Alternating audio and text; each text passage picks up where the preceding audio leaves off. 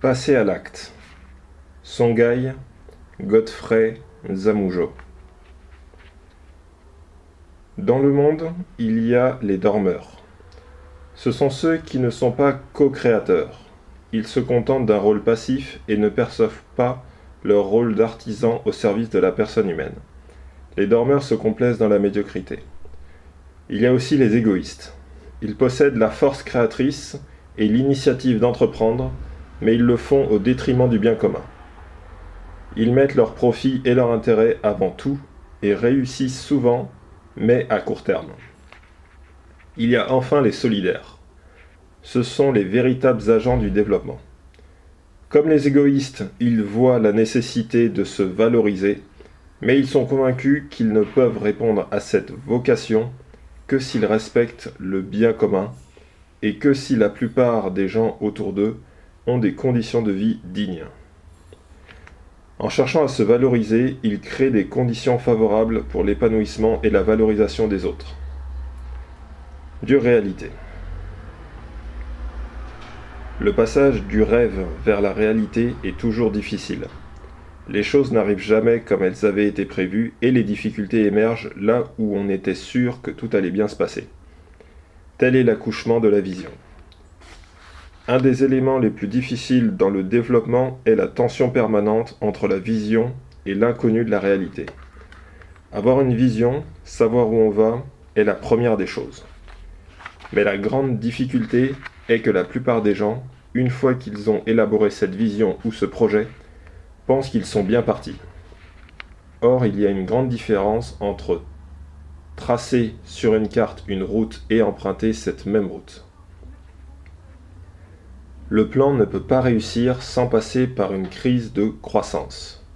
C'est-à-dire qu'il faut être conscient de ce qui se passe et actualiser ce plan en permanence. Le réajuster souvent car les paramètres inconnus et non prévus apparaissent. Malheureusement, c'est pour cela que beaucoup de gens échouent, car ils se fichent derrière leur plan d'action ou leur premier projet. Chaque chef de projet doit savoir ajuster et reformuler peu à peu sa vision. Il doit donner des coups de levier au fur et à mesure. Si on a la capacité de faire face à ces paramètres et nouveaux éléments, et le courage de les réorienter vers cette vision, on est un véritable agent de développement. De tels hommes sont peu nombreux. Il est nécessaire de ne pas en rester seulement aux mots. C'est tellement plus facile de vivre perpétuellement dans le rêve. On peut faire des projets sur le papier ou dans les discours et croire que c'est déjà ça. Qu'il n'y a plus qu'un problème de financement qui s'arrangera facilement. Non. Il faudra batailler dur, se déplacer, devenir gêneur et relancer sans cesse ceux qui promettent et ne font rien. Il faut frôler le découragement sans y céder. Le passage à l'acte est toujours difficile. Il faut garder le cap, de manière tenace, en s'accrochant à la force de la vision. Même si on est le plus bienveillant des hommes, il faut toujours être en tension avec les adversaires, des gens ou des conceptions. Il ne faut jamais négliger les opposants et croire naïvement que tout va bien se passer dans un milieu amical où tout le monde se précipitera pour vous aider. Non, hélas. La réalité n'a rien à voir avec ce tableau idyllique. Il y a toujours des jaloux, des rancuniers qui s'ajoutent aux paresseux, aux profiteurs. Et puis il y a la fatigue, le découragement de soi-même, de ses proches, l'incompréhension de la famille ou des amis, le doute. Passer à l'acte consiste à anticiper tout cela, à le prendre en compte pour garder le cap. La dynamique Songhai. Songhai fut mon passage à l'acte à partir d'une vision, une réalisation qui se confronta en grandeur nature avec la réalité. Songhai est donc le nom donné à ce que je pressentais depuis longtemps et qui pouvait rejoindre les aspirations d'autres personnes, et plus particulièrement de jeunes Africains. De fait, si j'en ai été l'initiateur, j'ai été surtout le chef d'orchestre d'une équipe dans laquelle la collégialité a été importante. J'ai été rejoint dans le projet par des hommes et des femmes de formations et de qualifications différentes, mais animés par la même préoccupation. Relever le défi d'une Afrique mal développée. Songhai est d'abord un acte de foi dans la valeur du travail agricole et plus généralement dans la valorisation du travail dans une société qui rêve plus souvent de consommer ce qui est à la mode chez les Européens et d'avoir un emploi de fonctionnaire. Pour que cela devienne une réalité, à mon retour des États-Unis en 1985, je fis la demande d'un terrain au gouvernement béninois. Il m'attribua 10 hectares de friche à Ouando, en banlieue de Porto Novo, au Bénin. Avec une équipe de 6 jeunes déscolarisés, je lançai d'abord le défrichage, puis je construisis 6 bassins piscicoles, utilisant une ressource en eau présente sur le site. Le projet commençait avec 32 œufs de caille, 12 canards, 100 poulets, 10 truies et 20 ovins et caprins. Le financement fut assuré par des amis que j'avais associés en support group lors de mes années d'études et de travail aux États-Unis. Le projet fut officiellement inauguré le 5 octobre 1985. Les poissons tilapia, les cailles et les ovins proliférèrent, et avec eux les espoirs de faire de Songhai une opération réussie. À la fin de 1986, à partir de ce qu'ils avaient vu sur le terrain, les représentants de l'ADF, African Development Foundation, signaient un accord nous assurant un financement substantiel qui permit la construction de 84 bassins de pisciculture et celle de la porcherie. La vente des produits sur le site commença. Après 2 ans de fonctionnement, nous lancions en 1987 la première opération de formation structurée avec 28 étudiants. Les constructions se sont alors dressées rapidement à partir de cette période. Poulailler, bureau, parc à canards. La même année, une récolte abondante de haricots nous poussa à la recherche de marché. Une première expérience de vente porte-à-porte et un système de livraison à domicile furent mis sur pied. La formation et la recherche prirent de plus en plus d'importance. Des promotions de 15 élèves furent constituées tous les 6 mois pour une durée de formation de 12 à 18 mois, avec la participation à un système de crédit mis en place grâce à ADF. Le premier diplôme de fin de formation fut décerné en 1988. De nouveaux partenaires, sensibilisés par la créativité de Songhai, vinrent collaborer et renforcer nos équipes.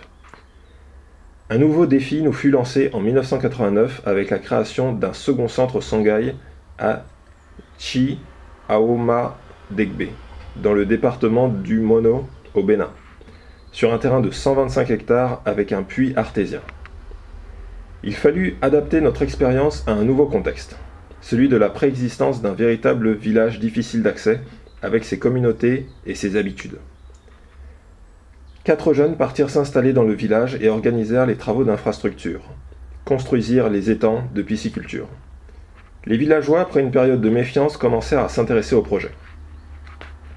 10 jeunes du village demandèrent à se former. 7 coopératives se constituèrent sur le site pour que la formation et production rentable aillent de pair.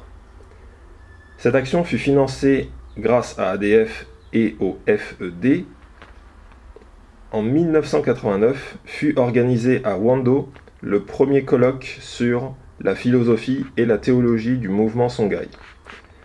Ce fut un moment important de rencontre entre praticiens et théologiens, entre les élèves fermiers et les intellectuels, entre des gens du Nord et des gens du Sud. Ce colloque permit aussi de mieux élaborer la conception du développement qui fondait Songhai et de faire connaître celle-ci tant en Afrique qu'en Europe. En 1991, Songhai ouvre un magasin de vente à Cotonou, Aliments Sains, qui vend les produits de l'exploitation de Ouando. L'année suivante commencent les activités de transformation agricole. Une charcuterie pour transformer de manière rationnelle les porcs élevés à Ouando grâce à la coopération d'un charcutier breton, une industrie de jus de fruits et confiture, une fabrication de farine de manioc. Un restaurant suivra tout naturellement en 1993. On y servira des mets variés préparés à partir des produits agrobiologiques de la ferme de Ouando. Une formation à la restauration et à l'hôtellerie fut aussi proposée à 12 élèves pour le groupe français Accor. La même année sont mis en place un atelier de mécanique pour un nouvel abattoir pour traiter de manière différente les porcs, les volailles et les lapins, et une unité de réfrigération. Songhai est invité à soutenir le développement d'une communauté rurale à Kiweji. Ce lieu sera repris en exploitation directe par Songhai en 1999 avec 6 élèves fermiers. Puis un autre dans la région de Lokossa. Un réseau de fermiers inspiré par l'esprit Songhai se met en place en 1995. Cette structure sert à l'assistance technique, à la formation permanente et aussi au crédit et à la stimulation de chacun. Un point de vente Songhai à Lokossa permet de commercialiser les produits du réseau. En 1996, l'équipe Songhai se retire de Chi pour n'être plus qu'une équipe de conseil et créer à Savalou et Parakou 2 nouveaux sites de production à grande échelle. Elle confie la ferme école à une coopérative de villageois qui poursuivront l'œuvre commencée et obtiendront même en 1999 un prix de productivité de la CEDEAO. Cette action sur les 2 derniers sites a été demandée par le président de la République du Bénin. Elle requit d'abord des travaux d'aménagement importants qui durèrent 2 ans. Dans cette dynamique, l'IFED, Institut de formation des entrepreneurs en développement, est créé en 1997. L'IFED assure une formation continue pour les anciens de Songhai, organise des colloques et des séminaires et offre une formation internationale à des cadres africains. L'IFED constitue le 3e niveau de formation de Songhai, mais n'a pas encore atteint sa pleine maturité alors que les besoins sont grands. L'atelier de mécanique se développe et fabrique des machines agricoles adaptées aux besoins des paysans. Un nouvel atelier de transformation agroalimentaire se met en place en 1997. En 1999, Songhai s'est engagé avec l'aide de l'UCED dans l'installation d'un service de communication dénommé Réseau béninois de téléservices communautaires. Ce réseau met à la disposition des fermiers des nouvelles technologies de l'information pour favoriser les échanges. Le télécentre de Porto Novo accueille environ 100 clients par jour. Le centre de Savadou fonctionne bien. Les centres de Parakou et de Lokossa sont opérationnels, mais offrent moins de services. Un système de communication par radio complète ce réseau et permet au centre Songhai de communiquer entre eux. En plus de la reprise des activités de Kiweji, en 1999, Songhai inaugure les centres de Parakou au nord du Bénin, activités d'élevage et de production végétale, mais surtout de pisciculture intensive grâce à un lac de 46 hectares. Et de Savadou, au centre du Bénin, sur 260 hectares, sont pratiqués élevage et agriculture irriguée et mécanisée. Un centre de réfugiés dans la région atlantique, Pomacé, est confié à Songhai. Il s'agit de lancer une ferme agropastorale en lien avec Wando. Les réfugiés pourront ainsi reprendre goût au travail et se réinsérer facilement. Le centre a été réalisé très rapidement avec une grande efficacité qui a permis des économies. Celles-ci ont été réinvesties pour que toute la communauté, et pas seulement les réfugiés, bénéficie de l'action, création d'une route, d'une clinique, d'une école. Aujourd'hui, Songhai est constitué de 3 centres de formation, Wando, Parakou et Savalou. Des centres d'application d'un restaurant, des abattoirs, des unités de réfrigération, d'un réseau de plus de 100 fermes dans toute l'Afrique de l'Ouest. De centres d'expérimentation, d'un centre de service ayant des activités de conseil et d'assistance à de nombreux fermiers formés à Songhai et à plusieurs communautés rurales, Bénin, Nigeria, des points de vente de produits et de machines agricoles adaptés aux réalités africaines, d'un système de crédit et de promotion commerciale, d'un système de communication moderne, d'une base de données. 2 autres centres ayant la même philosophie sont en création au Nigeria. Ces activités ne se juxtaposent pas. Elles constituent un système qui permet des synergies entre secteurs tant au niveau des coûts et des profits que de l'innovation et de l'adaptation aux contextes ruraux africains. Ce système est évolutif, car il est une réponse permanente aux besoins des fermiers, des anciens élèves des centres de formation et aux nouveaux défis qui doit affronter l'économie africaine. Il faut cependant être vigilant pour que la taille atteinte ne produise pas des contre-effets négatifs, coûts de contrôle, coûts d'information, etc. L'évaluation. Songhai est à la fois une dynamique économique et institutionnelle, mais aussi et surtout une dynamique personnelle. Les membres de Songhai, formateurs et formés, évoluent. Non seulement de nouvelles compétences sont sollicitées, pour les nouvelles technologies de l'information par exemple, et sont enseignées. De nouveaux visages viennent remplacer les anciens, mais le champ des savoir-faire s'élargit et s'intensifie.